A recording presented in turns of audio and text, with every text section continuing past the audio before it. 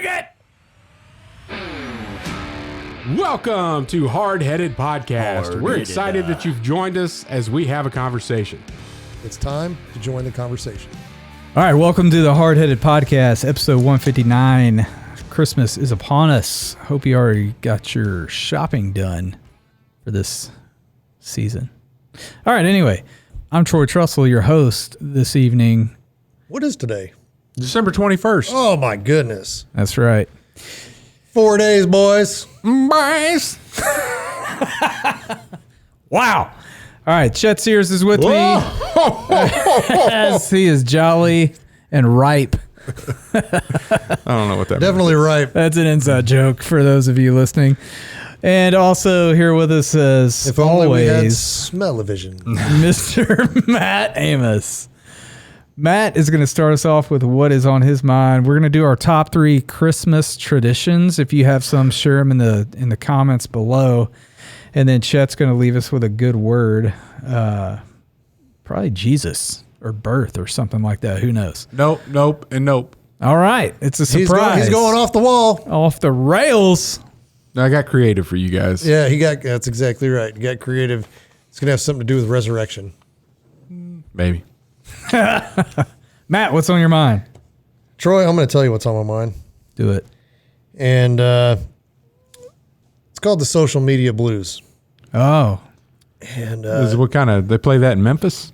yeah, it's a new type of blues.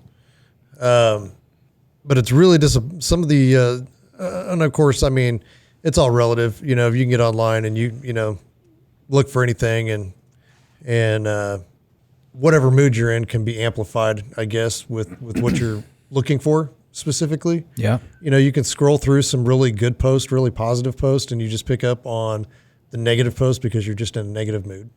So recently I was scrolling through, and that absolutely has no bearing on this topic, but I needed a title. That was the title. And I came upon a guy giving a lecture, and the gentleman is very well known and celebrated in a lot of communities. And you're scrolling through. Is it you? What? Me? Celebrated in a lot of communities? Yeah, giving lectures. No. Okay. It's definitely Troy. But we've gotten to this place in society where if somebody has had a movie made about them, or people have seen them on the cover of a magazine or newspaper or whatever the case may be, all of a sudden everybody begins to believe the story that they're being told, even if that story is not factual. So, the media creates these people that become basically uncancelable until the media decides that they need to be canceled. You're not naming names. I'm not going to name names. I think I know who you're talking about. You may know who I'm talking about. But, so scrolling through the comments, there was one person who knew the truth behind the story that was told, and everybody ragged on this guy and was just like, blah, blah, blah, this, and you don't know anything. And they came to this person's defense. But they didn't know the person. But they don't know the person. All they know is the story that they're being told. Yeah. And that's a huge problem, because here you have, and I scrolled through, there were probably 1,500 comments. I scrolled through every single one of them and found maybe 3 people that said, hey, maybe that's not completely legit, because here's some other things that have been said and learned. And then you got all these people that just bash them because they don't want to take the time to go research what actually happened. The information's out there. Yeah. And, these people even cover it in their talk. If you just listen and read between the lines, it's right there. I don't know if this is what you're talking about, but I spent way too much time in my life Because I'd heard things about, well, I'll just go ahead and name names. Rob O'Neill. Okay. So who's the guy that claims to have shot bin Laden. Right. And there was a guy who served with Delta who systematically took down, in Rob's words, showing that Rob, the main narrative of Rob's story is fabricated. That Rob says. And he goes back and he airs clips of Rob talking about it when he didn't want to talk about it, and then Rob telling the story, and then what the story is now. And all three are different out of Rob's mouth. Right. So that dude was catching a lot of flack, but he brought receipts. Like, don't come at me. I'm not saying this. I'm letting Rob speak for himself. Yeah, these are the facts. Yeah. So I'm not talking about Rob. I know. I think I know who you're talking about. But I'm just giving an example of, you can go out there and find that on the internet. And I really don't care. Other than, like, I don't, if Rob O'Neill wants to sell books and run for Congress, whatever. But truth matters. And whether or not you're completely distorting it for selfish gain, or you're allowing other people to fabricate a story on your behalf, it's not cool. Just let the truth be the truth, and quit going any other direction with that for any other purpose. And golly, these Navy SEALs are popping up everywhere now. Like, everybody's getting out, so they're all these books are coming out. There probably ought to be a section in the library just Navy SEAL authors, because like every one of them's getting a book deal. Anyway, I'm sorry. Yeah. Well, and so, along those lines, I mean, but you've got these you've got this horde of people that now come to your defense and perpetuate the story, so that you basically become this person who can basically say anything, and these people are going to defend you. And I don't know, like I don't want to call it a God complex, but it's the person's following that. I don't know what those people, like a cult following, I guess is kind of the best way to describe it. Because this person can literally do no wrong, like so much and this and did all of this and went through all of this, and it's like, well, not exactly. I mean, right. Like, there's portions of that are true, but there's portions that aren't, and granted, Hollywood makes fantastic movies based off this stuff, and that's not all. That's a lot of that stuff's made up too. But people believe that to be the 100% the way it happened, and it's not always that way. And so I was just reading through that, and I just agreed with one of this guy's comment, and I said, it just, I wish people would research a little bit more and just stop believe everything they're being force fed, and maybe actually do some actual research to maybe that differs from their point of view.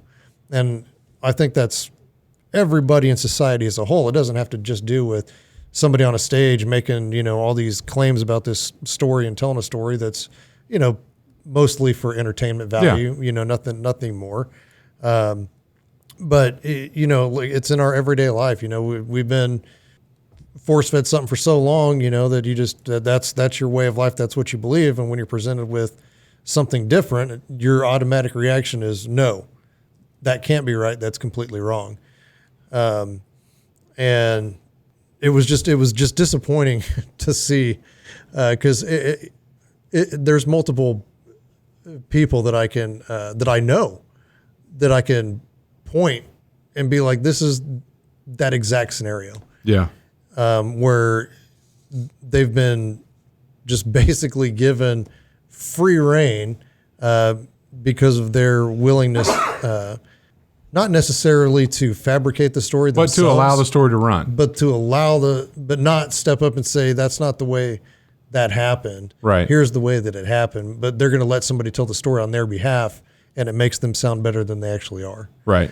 And that, allowing that to happen, and then the cult following backing that up, basically making these people uncancelable until society deems that that's no longer cool. And we as just normal people have an opportunity to embellish or allow something to perpetuate. So I'll give you a recent example.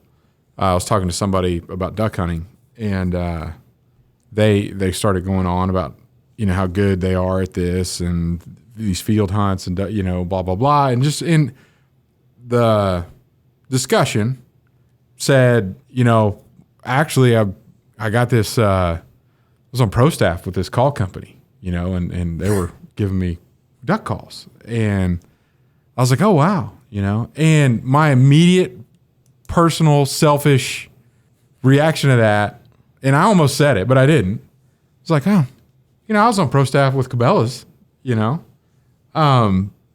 well, for what purpose? Number one, I only did like one event with Cabela's for being on their pro staff. I saved my shirt though. I didn't give that to Goodwill like Troy did.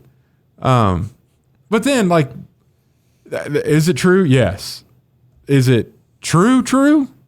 Not worth trying to one up some dude right on his duck call deal. Like, okay, you can have that. And I've got a Tommy Topper card that I'm just going to keep my mouth shut about. But if you didn't have to say that and somebody was standing next to me and would have been like, well, Chet was on Cabela's pro staff, then I could have just then been like, listen to that guy. Oh, let's not talk about that. But how tempting is a human with our selfishness and self-glorification to just allow people to build on that story. See, but that's the thing that I don't get. That's very hard for me to, I don't want to say deal with, but because that's not the right term. But I can't stand somebody to embellish the story on me. So if they're introducing me to somebody and then they start building my story up and I'm like, whoa, no, we're, I'm just, hey, I'm Matt, it's good to meet you. We don't, we don't need to rehash all that or go through any of that. That's not what, that happened in the past. That's not me now. Mm-hmm. Here we are, Yeah.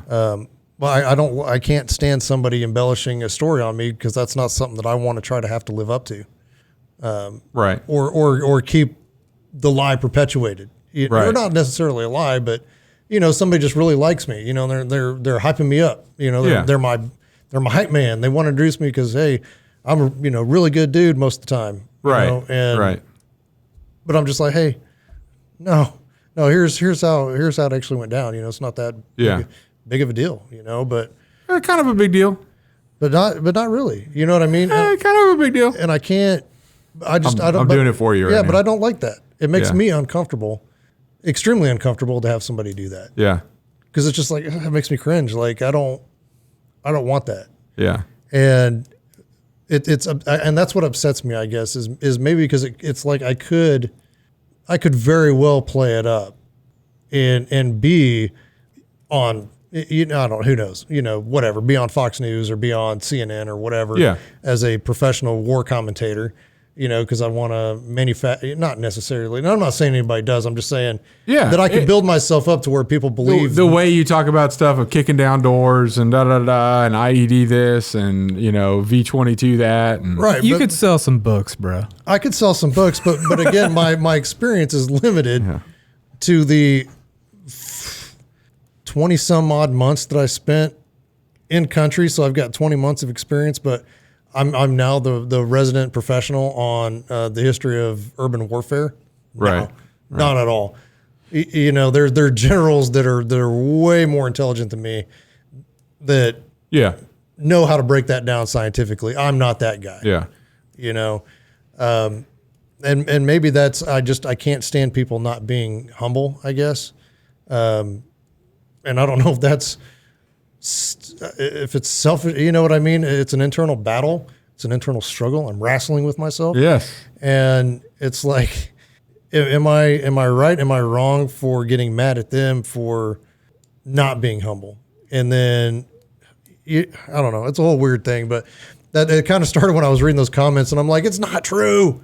And these people just keep defending to their last breath, and I'm like, you don't even know. All you know is what you saw on TV or read in a book. That's not necessarily history book. Full of facts, yeah. And just, I don't know. It annoys me. So it gives you the blues, social media blues. It gives me the blues, man, because it's like, hey, why don't we just try looking at some other sides of the story sometime instead of just believing what we've been told? I mean, and if the truth really is what you believe, then it will reveal itself. It's not like you shouldn't hesitate to investigate the facts. Just like, if someone says, well, ask about my, faith in Christ, and like, I'm not afraid to defend that. Like, Right. Let's go down this path of why I believe that. I'm not afraid that something's going to pop up to surprise me that changes my opinion of that. Yeah. Because I have that faith, right? I'm going to go down and let's discover together if there's a misrepresentation or of the facts. Right. We're not going to find it there. You know what I mean? I'm confident in that. But if someone says, hey, let's go down the road and let's talk about, Joe Blow and highly decorated, blah, blah, blah, whatever. Well, we don't want to approach that. Yeah. Let's just leave it because I like. Oh, you would be disrespecting everybody that's ever served. Yeah, because I like the story and I don't want to let that feel good go. Yeah. I'm with Anyway, you. just kind of brought me the blues, upset me a little bit. It's like, let's just be a little bit more open to facts. Just the facts, ma'am. Yeah. All right. After we go off air, I'm totally guessing who that was. Yeah, feel free. There's and it's not just one. Yeah, there's more. There's a There's few. more. There's plenty, Yeah. I'm Yeah. sure. Yeah. Well, thanks, Matt. We're going to take a quick break and come back with our top 3 Christmas traditions. At Admiral's Pennant, our mission is to offer the latest and refined, high-quality masculine products and services to the modern gentleman, as well as provide him with the tools and products necessary to look, act, and feel confident in his appearance and social interactions. Check it out at admiralspennant.com. Without it, you might as well shave. And we're back. Thank you, Chet. All right, we're going to do our top 3 Christmas traditions. Chet, why don't you start us off here? I'm going to start us off with my number 3, Christmas Eve. So as a kid growing up, we had a tradition of getting to pick one present from under the tree. And if we picked the wrong one, my mom would say, no, it can't be that one. That one, we're going to wait for tomorrow. Yep. But then we would get to open that up on Christmas. So it was really exciting. You kind of got to cheat the system and get a present on Christmas Eve, which was good. And then that changed. Naturally we got older and got married. And then, so I was a military brat and never grew up around family. So all the holidays were just me, my sister, my mom, and my dad.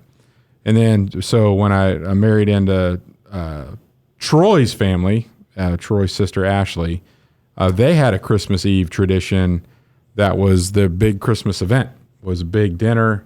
After dinner, open up presents. It was a big deal. And that was my first introduction into like a broad family holiday thing. And I really, really enjoyed that tradition, which is, we've moved on from that now too as well. So my Christmas Eve, number 3, favorite Christmas traditions. Number 2, just being with the kids on Christmas morning. So waking up and having the kids with their presents. We don't wrap Sunday or Christmas morning gifts. They're just unwrapped we don't even put them under the tree. We kind of do each kid has their own chair. Well, actually, we just put 3 little sections in front of the fireplace because normally it's a cool morning and you want to turn on the fireplace and warm up. And I wouldn't know. Well, not everybody's rich and has a fireplace. Oh my gosh! Isn't your home paid for? But that's yeah. Jeez. I'm just Wasn't it built for you? So destitute. I think I'm going to go check on my hunting property this weekend in my F-350. I don't have a mortgage payment, so I'll build this garage so I can build cars in it. Let me think. That's true. I don't know what it's like to have presents on Christmas morning. I don't know what it's like to have a fireplace. I have to get more trees On this year Christmas for my morning. many buildings. Anyway. Oh, yeah. That's Backfired. Anyway, that's I don't know. I just enjoy them getting to see everything right away. It's not like unwrapping, but just, kind of, watching the kids. And so Ashley and I are normally having a cup of coffee, watching all that unfold. Number one, whenever we travel somewhere as a family, we buy a Christmas ornament from that location. So, it's pretty like, I don't know, we were in New Mexico several years ago, and we're at, where'd we go? Carlsbad Caverns in the middle of the summer. And we're looking in the gift shop for a Christmas ornament because we want to be able to we know that from here on out, every time we have a Christmas tree, it's going to have an ornament that reminds us of being here at Carlsbad Caverns. So we go and buy one of those. And we've done that all over the country, in some places outside the country. So that, and this does sound, one of our trees has the vacation ornaments on them. Classic. It's the one. It's the one in the foyer when you walk in. It's by the first fireplace. It's one of the trees that borders the fireplace in the basement of the two. There's the two fireplaces. Now we're getting clear. Now America's getting a clear picture of what I meant. The two trees by the fireplace in the basement. Now we've got three trees. Yeah. That are in the common areas of the house. Yes. There are two pencil trees near the basement, next to the mantle on the basement fireplace. And then we have one tree upstairs that's deer themed that my wife picked out. And then our kids have a tree in their room. Do you dress up the basketball court at all? No. I mean, it's a half court trolling. No, you don't even want to talk about the lake in the back. With the jet skis in his private dock. It's a shared lake. Oh, man. All right. That's my three. That is good. Matt, what do you got? All right. Number 3, getting the tree. Y'all cut one down every year, huh? We try to go to a Christmas tree farm and cut it down. And it's been that way since my wife and I were first married. Our first year in 29 Palms, we drove up to a place you probably shouldn't have cut a tree down from and cut a tree down. A national forest without a permit. One of the there was a sign that had been all shot up. I remember you telling this story. And I took it off, and it makes the perfect ornament. And so my wife hates it because it's all rusted and just doesn't. But I mean, it was the first Christmas, and we was it like "Do not remove trees from this land" sign or something? No, it was some other U.S. Forest Service sign, and we put the hanger on that, and it's on our Christmas tree every year. Yeah, but yeah, I mean, so that's. My wife gets irritated. Why do we have to go, do the tree? And she'd prefer a fake tree because the pine needles make her itchy. Mm-hmm. She's kind of allergic to the pine. And but just kind of a tradition that, we stay with it. We started and just stick with it. Number 2, always enjoy the Christmas Eve service. Now even for me anyway, when we can get everybody together, the Chosen Christmas story is pretty epic too. But typically going to the church I grew up in with my dad as the pastor and going to the Christmas Eve service there, that's always good. And then number 1 is the family and food on Christmas Day. We'll open presents in the morning. And then basically kind of immediately switch gears into prepping food, getting everything ready, getting all the appetizers set for the family to come over, and then get everybody over and eat and play games. And I know Chet doesn't like board games, but we get pretty competitive sometimes on our board games. That's why I don't like them. You don't need competition on Christmas. It's good competition. It's clean fun. Nobody's getting mad and throwing games, Speak for yourself. Maybe you, but my family, we're normal. Yeah, And then, you haven't played at the Trussell's house. You guys get a little crazy? I don't. No, we don't. We played at Thanksgiving, and it was just fine. I wasn't a part of it. I know. Yeah. Stay out away Should from have that been. stuff. Anyway, play games and then open presents and just kind of chill out. And then typically my brother and sister-in-law will stick around, and then we'll hang out just chilling till around midnight or so, and then talk about doing it on New Year's Eve again, and then realizing that we're just too old to do that, and so we just don't. Yeah. That's funny. Nice. Good tradition. All right. That was all three, right? Yep. Number 3 for me, I can't stand it, but it's a tradition. Has been for a few years. The stupid elf on a shelf. Why is it your top 3? Well, my kids love it, especially the 2 little ones. And so every year, as one has found out about it, they want to do it for the next kid. So we're pretty sure this will be the last time we do it before our 4-year-old about to turn 5. He'll figure it out. So my daughter actually did most of it last year, which was great. I only had to do it a few nights. But and then Hannah brought up the shepherd is kind of like the take on the elf on the shelf. So we're looking into maybe doing that this year. Yeah. Where it's What like does it rhyme with? shepherd. Yeah. I don't know, If it's like elf on a shelf, but it's shepherd shepherd on a in the leopard. Right? It's got a rhyme. It's got a rhyme. shepherd on a leopard. That just got weird. Well, elf on a shelf. But That's weird. it takes them through the Christmas story. Okay. Sheep herder that's down for murder. There you go. Nice. Okay. Okay, moving on. Number 2, Christmas Eve service. We usually go to that, and then we come home, and all the kids put on matching pajamas. And past 2 years, we've lit candles around the tree and talked about the Christmas story. And so that's a pretty fun tradition that we've done. This year is a little different because the Christmas Eve is actually on a Sunday. And so our church is doing a regular Sunday morning service and not having a Christmas Eve night service. They're doing a service that Friday of caroling and the candlelight and all that stuff. So it'll be a little different this year.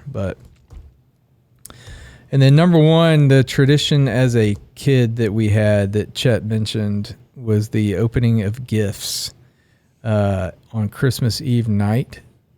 And it was epic ridiculousness.